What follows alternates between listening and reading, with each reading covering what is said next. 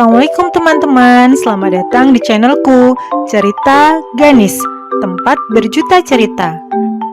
Teman-teman jangan lupa klik tombol subscribe dan loncengnya ya. Terima kasih.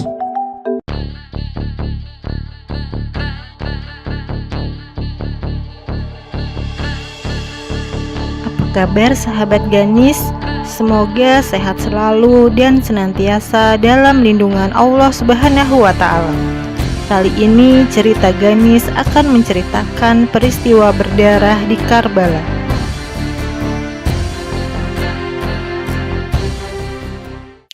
Peristiwa Karbala terjadi pada tanggal 10 Muharram tahun 61 Hijriah. Peristiwa Karbala ini merupakan ending dari malapetaka yang menimpa keluarga Rasulullah Shallallahu Alaihi Wasallam atau yang kita kenal dengan Ahlul Bait. Peristiwa Karbala ini merupakan pembuktian dari kebenaran hadis Rasulullah dari kitab Imam Ibnu Katsir, hadis Abdullah bin Umar. Kami melihat Rasulullah terduduk dalam keadaan menangis. Wajah beliau merah, kesedihan tampak mendalam pada wajah beliau. Kami heran, ada apa dengan beliau? Maka Abdullah bin Umar menghampiri Rasulullah dan bertanya, "Wahai Rasulullah, kami melihat sesuatu yang tidak kami sukai dari wajah Anda. Anda menampakkan kesedihan yang luar biasa. Ada apa ya Rasulullah?"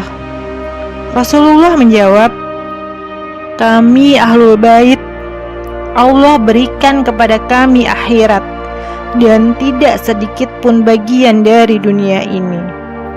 Dan kelak keluargaku akan ditimpa petaka yang besar sepeninggalku."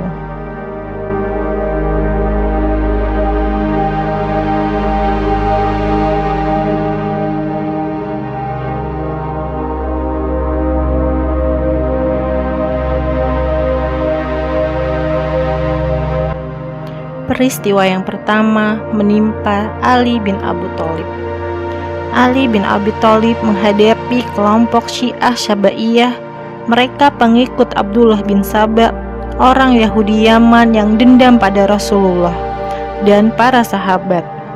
Sepeninggal Rasulullah, Abdullah bin Saba berambisi memecah belah keluarga Rasulullah, memecah belah para sahabat, dan dia berhasil memprovokasi sehingga membuat terbunuhnya Khalifah Utsman bin Affan radhiyallahu anhu. Terbunuhnya Utsman bin Affan menyebabkan polemik yang berkepanjangan. Ali bin Abi Thalib yang sebelumnya bertindak sebagai penengah antara pemberontak dan juga Utsman diangkat menjadi khalifah oleh masyarakat Madinah menggantikan Khalifah Utsman bin Affan. Ali radhiyallahu an awalnya menolak, tetapi akhirnya mau menjadi khalifah setelah menyaksikan kekacauan yang terjadi sepeninggal Utsman bin Affan. Sedangkan Aisyah, Thalhah bin Ubaidillah, dan Zubair bin Awam menuntut kepada Ali bin Abi Thalib untuk segera melaksanakan qisas atau pembalasan kepada para pembunuh Utsman bin Affan. Namun menurut Ali bin Abi Thalib, momentumnya belum tepat karena kondisi masyarakat yang masih kacau, pemerintahan yang belum stabil. Maka menurut Ali, pemerintahan harus terus berjalan sambil mencari pembunuh Utsman sampai situasi masyarakat bisa tenang kembali.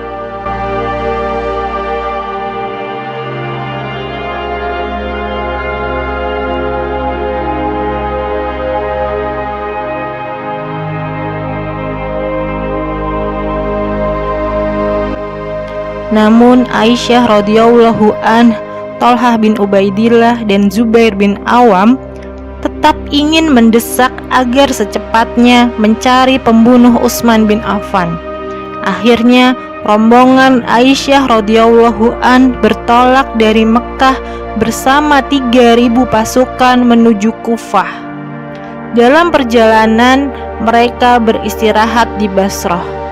Hal ini kemudian dimanfaatkan oleh kubu Abdullah bin Saba, pencipta sekte Syiah pertama di dunia. Mereka mengadu domba pasukan Ali bin Abi Thalib dan pasukan Aisyah radhiyallahu an. Sebelum subuh, Abdullah bin Saba mengutus 2 kelompok pasukan. Satu pasukan ke Basrah untuk memerangi Aisyah, satu pasukan lagi ke Kufah menuju Ali.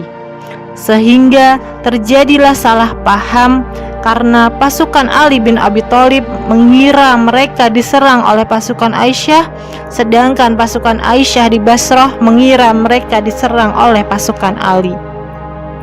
Akhirnya terjadi peranglah antara 2 pasukan, dan ini adalah perang saudara Islam yang pertama. Karena mereka sama-sama yakin mengira bahwa mereka sedang membela diri. Namun pada akhirnya ketahuan oleh mereka bahwa sebenarnya mereka sedang diadu domba oleh pasukan Abdullah bin Saba.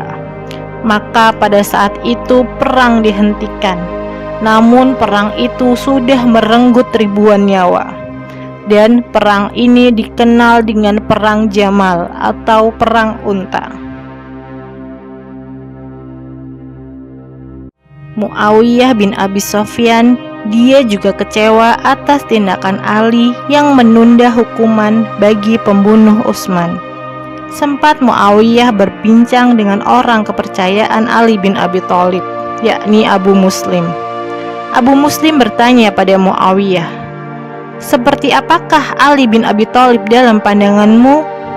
Maka Muawiyah mengatakan, "Demi Allah, dia lebih arif daripada aku, dia lebih alim, lebih cerdas daripada aku, dan dia lebih berhak menjadi khalifah daripada aku. Tapi demi Allah, aku kecewa karena aku tidak mendapatkan segera hukuman bagi mereka yang telah membunuh sepupuku Utsman bin Affan. Sampaikan ke Ali, aku akan berbaiat ke Ali andaikan Ali bin Abi Thalib bisa menghukum segera mereka yang membunuh Utsman bin Affan."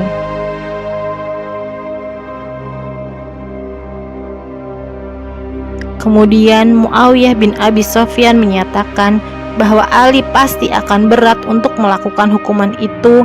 Maka Muawiyah dengan segera mengumumkan berdirinya kekuasaannya di dinasti Umayyah di Damaskus.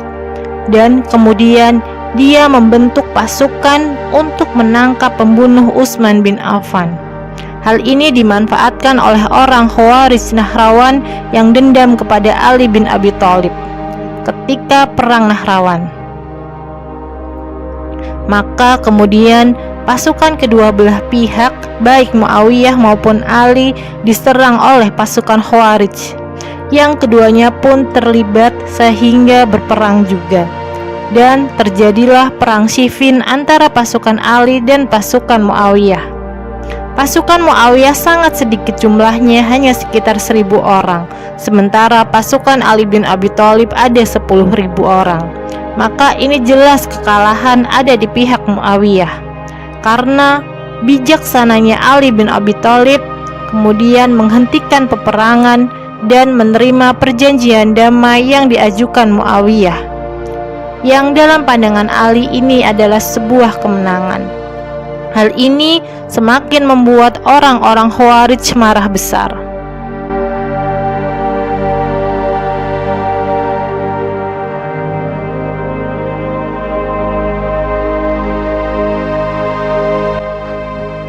Secara diam-diam dari pihak Khawarij Nahrawan mengirim seorang yang bernama Abdurrahman bin Muljan yang sudah sejak seminggu sebelumnya merendam pisau di dalam larutan racun.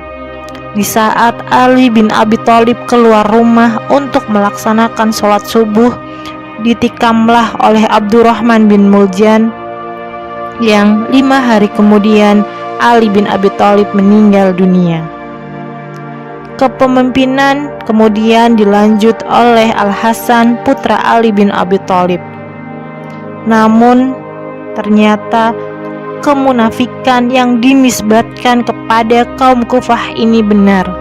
Kaum Kufah yang munafik, mereka mengkhianati Al-Hasan dengan memasukkan racun ke dalam makanan yang kemudian dimakan oleh Al-Hasan.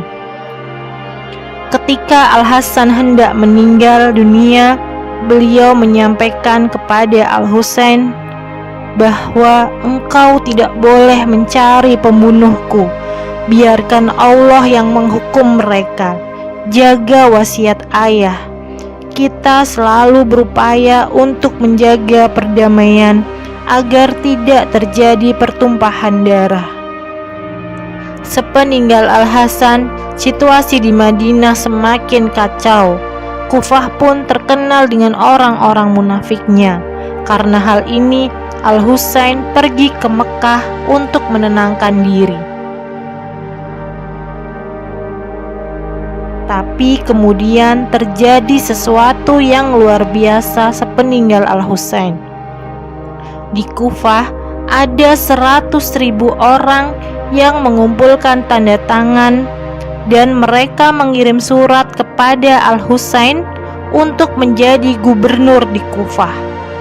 Namun tentu saja Al-Husain tidak lantas percaya terlebih dahulu karena beliau sudah tahu siapa yang membunuh ayah dan kakaknya.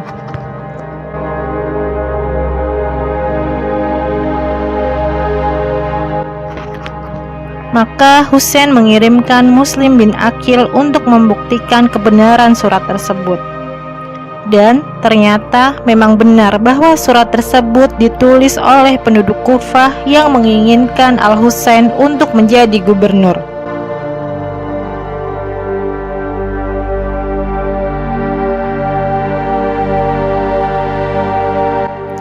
Namun ternyata pada saat itu sudah ada gubernur di Kufah, yakni Nu'man bin Bashir yang diangkat oleh Yazid bin Muawiyah. Bahkan Nu'man bin Bashir sempat mengingatkan kepada mereka, yakni 100.000 orang yang memberikan tanda tangannya untuk jangan berkhianat kepada pemimpin yang sah. Namun karena Nu'man bin Bashir kalah pamor, maka penduduk tidak acuh dengan perkataannya. Yazid bin Muawiyah akhirnya memecat Nu'man bin Bashir dan menggantikannya dengan Ubaidillah bin Ziyad.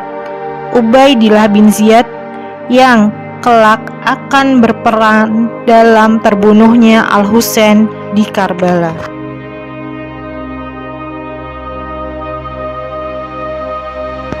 Muslim bin Aqil tinggal di rumah Hani bin Umair. Hani adalah salah satu pendukung dari Al-Husain. Keberadaan Muslim bin Aqil diketahui oleh Ubaidillah bin Ziyad. Marahlah dia, maka dia mengirim pasukan untuk menculik Hani bin Umair. Hani dipukuli dan disiksa. Setelah Muslim bin Aqil mengetahui tentang penculikan dan penyiksaan Hani bin Umair, maka dia menyatakan jihad ditegakkan untuk memerangi pasukan Ubaidillah bin Ziyad. Saat itu kurang lebih ada 500 orang terkumpul untuk bergabung dengan Muslim bin Aqil untuk menyerang istana Ubaidillah bin Ziyad. Ubaidillah bin Ziyad adalah tokoh yang cerdik dan licik. Dia memainkan strategi untuk menjebak Muslim bin Aqil di dalam istana.